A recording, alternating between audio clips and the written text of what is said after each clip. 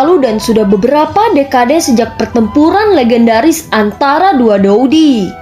Selama beberapa dekade, benua Doki sekali lagi menjadi menarik. Generasi jenius muncul, masing-masing memukau dengan caranya sendiri. Namun tidak peduli seberapa luar biasa mereka, selalu ada bayangan yang menggantung di atas kepala mereka. Dia adalah Flame Di Xiaoyan, pria yang menyelamatkan seluruh dataran tengah dari Hun Tiandi. Sekarang adalah sosok terkuat di benua Doki. Meskipun dia tidak lagi terlihat dalam beberapa tahun terakhir, legenda tentang dia terus berkembang di seluruh telinga semua orang. Bahkan nama Flame Di mencapai setiap sudut benua Doki. Beralih ke puncak dataran tengah, ada sebuah gunung yang runtuh selama pertempuran antara dua Dodi. Sekarang gunung tersebut telah diberi nama Gunung Dualdi.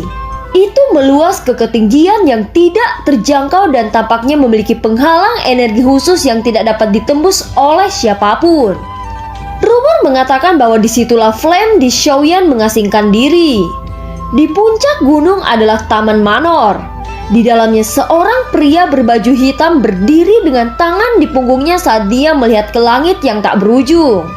Ayah dan penatua Zukun akan segera datang kan?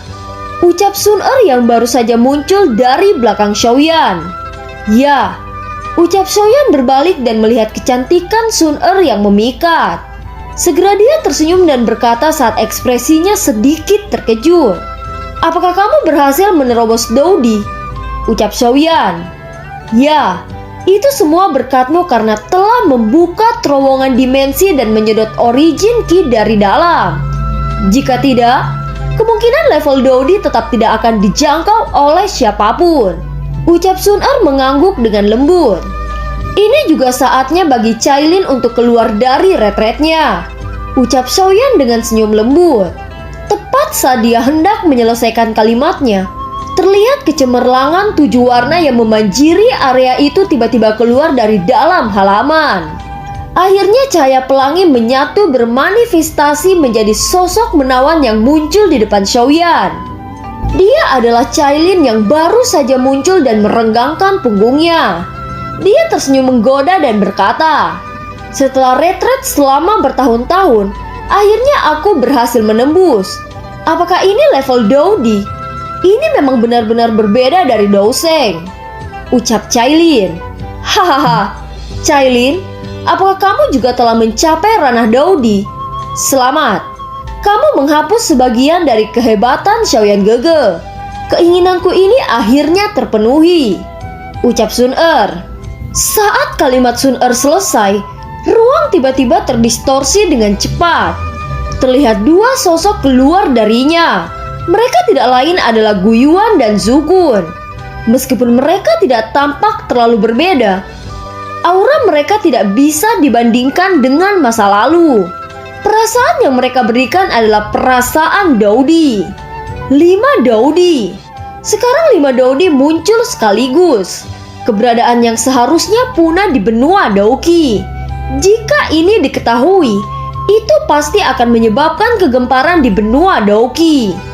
Xiaoyan berkata, kalian semua sudah lama memiliki kekuatan yang dibutuhkan untuk berjuang di ranah Dodi, tetapi karena kurangnya origin Ki, itu mencegah Anda membuat langkah terakhir.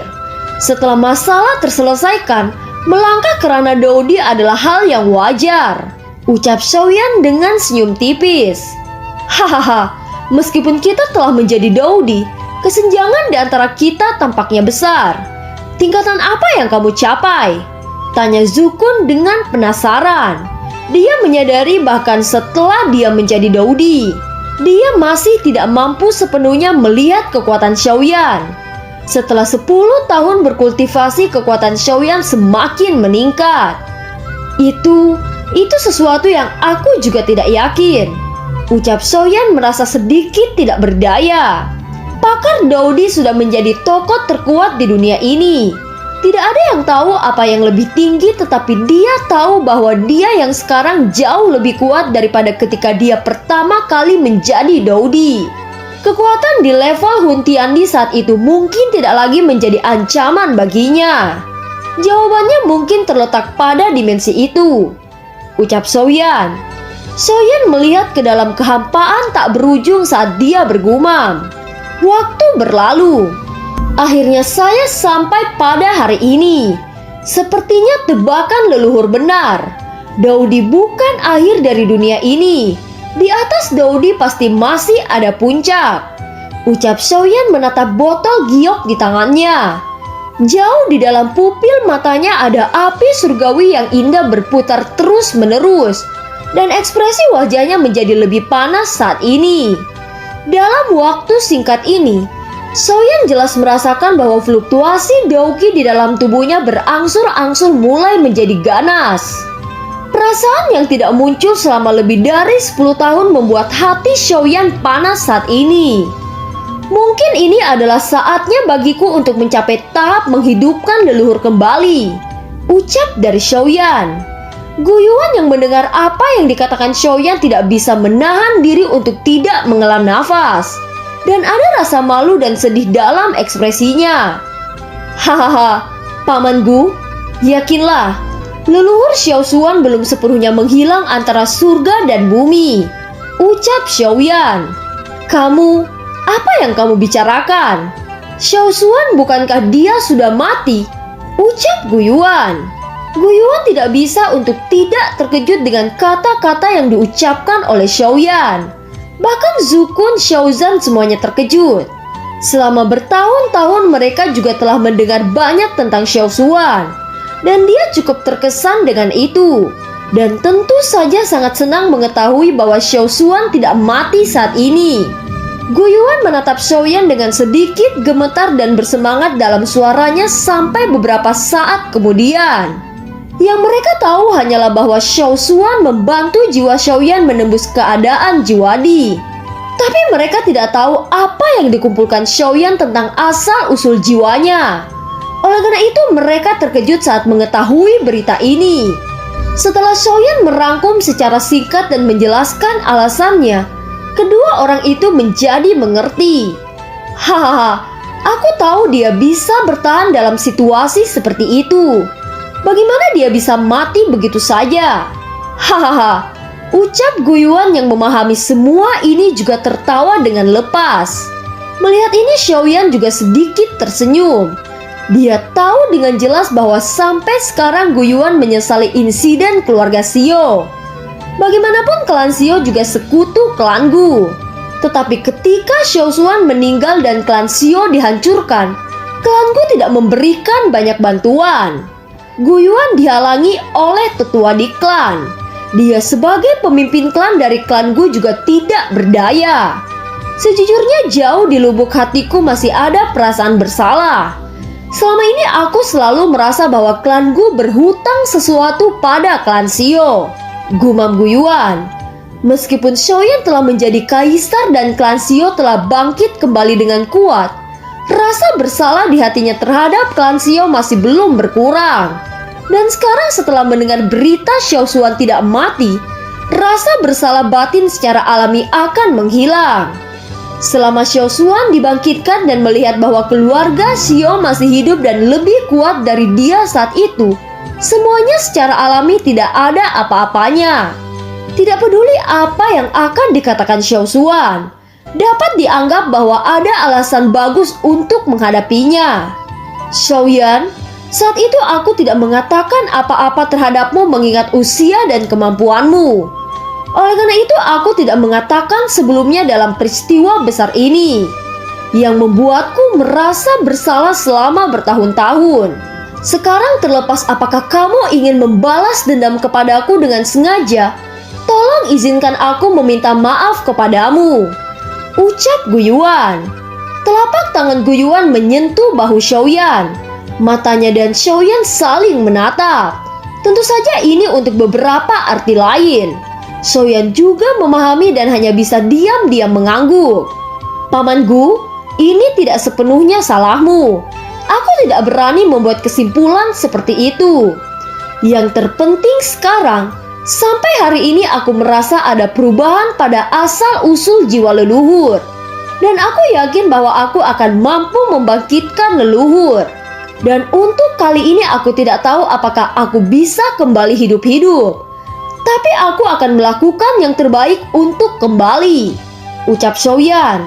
Setelah mengatakan itu, Xiaoyan memperhatikan kehampaan yang telah berhenti mengumpulkan pusaran putih energi putih surga dan bumi.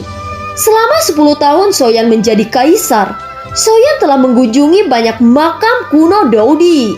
Meskipun sebagian besar dari mereka telah dihancurkan oleh orang luar, ada juga beberapa yang belum ditemukan oleh dunia. Dan sejak saat itu Xiaoyan memiliki firasat yang kuat. Metode kebangkitan Xiaoshuan harus dalam waktu dekat. Sekarang firasat di benak Xiaoyan telah tiba. Dan metode kebangkitan Xiaoshuan ada di pusaran energi putih susu di depannya. Leluhur Xiaoshuan, Junior Xiaoyan akhirnya bisa membalas kebaikanmu, ucap Xiaoyan melihat pusaran energi putih susu di depannya. Kemudian dia menoleh dan melihat ke arah Sun Er dan Cailin.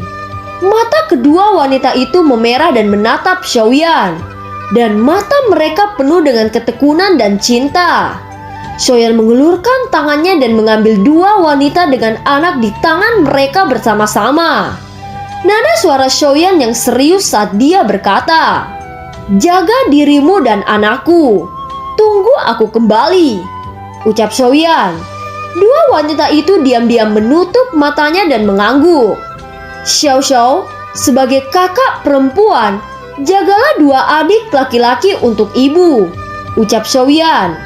Xiao Xiao yang telah mendengar kepercayaan Xiaoyan, akhirnya dia tak tertahankan. Matanya meneteskan air mata dan kedua lengan ramping itu juga mencengkram leher Xiaoyan. Dengan kepalan erat di lengan Xiaoyan, dia menangis keras. Sun Er dan Cailin di samping melihat ini dan mata merahnya menjadi semakin merah. Xiaoyan melihat adegan ini sambil mendengar tangisan putrinya di pelukannya. Dia juga tahu bahwa jika dia tidak dapat menjaga stabilitas saat ini, saat dia pergi keluarganya akan mengkhawatirkannya sepanjang hari. Xiaoyan dengan cepat menekan perasaan di hatinya dan kemudian mengambil Xiao Xiao yang meringkuk dalam pelukannya. Senyum hangat muncul di sudut mulutnya dan dia melihat ke arah Sun Er dan Cailin. Dia berkata sambil tersenyum, "Dua gadis kecil, ini bukan hidup atau mati. Tetapi aku hanya akan bermain di tempat lain dan aku akan kembali. Apakah kamu masih tidak percaya mengingat kekuatanku saat ini?" ucap Xiaoyan. Sun Er dan Cailin dengan cepat menekan emosi yang ditunjukkan pada wajah cantik itu. Mereka saling memandang dan tersenyum enggan. Xiaoyan menghapus bekas air mata di wajah Xiao Xiao dan dengan lembut mengirimkannya kepada dua orang Sun Er dan Cailin.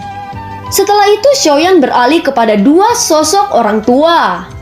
Kedua orang tua ini tampaknya menjadi dua karakter terpenting dalam pertumbuhan Xiaoyan. Pertama, ayahnya Xiaozan. Sebelum berkenalan dengan Yalao, baik selama 3 tahun Xiaoyan dianggap sebagai tidak berguna, Xiaozan selalu percaya padanya bahwa anaknya akan menjadi orang yang hebat.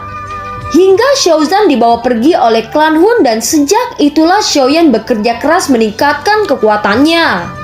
Tentu saja di sisi lain jika Xiaozan tidak diambil, itu tidak akan memberi Xiaoyan lebih banyak motivasi dan keinginan untuk kekuatan. Yang kedua adalah orang yang paling mempengaruhi Xiaoyan dan merupakan orang yang paling penting, yaitu Yalao. Jika bukan palung 3 tahun Xiaoyan, Yalao tidak akan bangun. Jika bukan karena palung 3 tahun Xiaoyan, Xiaoyan tidak akan tahu bagaimana harus bersabar. Jika bukan karena 3 tahun itu, Xiaoyan tidak akan membentuk fondasi yang baik untuk kultivasi. Begitu juga jika bukan karena perjanjian 3 tahun, Xiaoyan tidak akan mendominasi momen wilayah sudut hitam.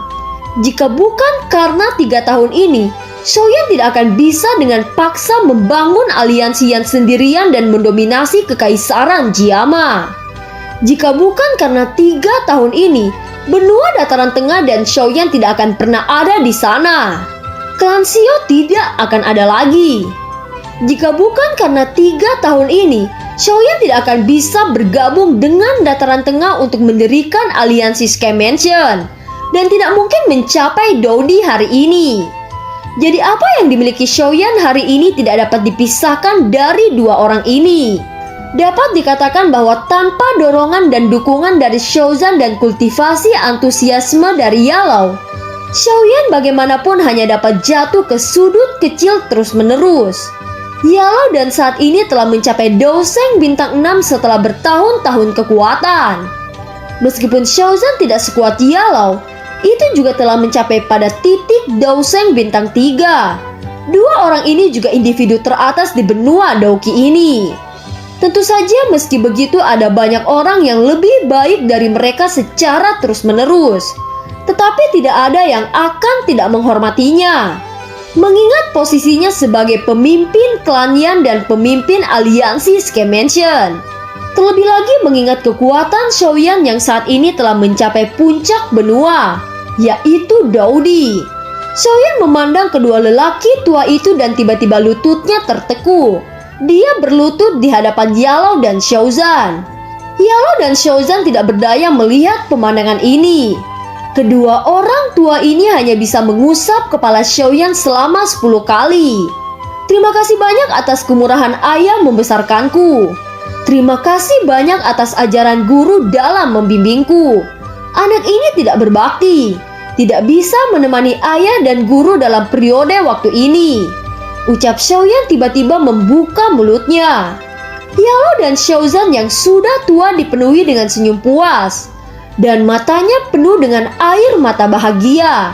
Setelah itu Xiaoyan menoleh ke arah Zukun dan berkata, "Paman Zukun, aku tidak tahu apa yang Xian lakukan sekarang. Atau dia tidak ingin datang dan mengirimku," ucap Xiaoyan. "Hahaha, keponakan Xiaoyan, kamu tidak perlu menanyakan ini lagi. Nona kecil tidak akan tahan bertemu denganmu hanya untuk perpisahan. Dan kamu tidak perlu memikirkannya," ucap Zukun. Xiaoyan terkejut setelah melihat respon Zukun benar-benar berbeda dari yang dia bayangkan. Dan ketika dia melihat mata Zukun yang percaya diri, dia tidak lagi mengatakan apa-apa. Liu Qing, Wu Hao, dan yang lainnya terlihat samar-samar.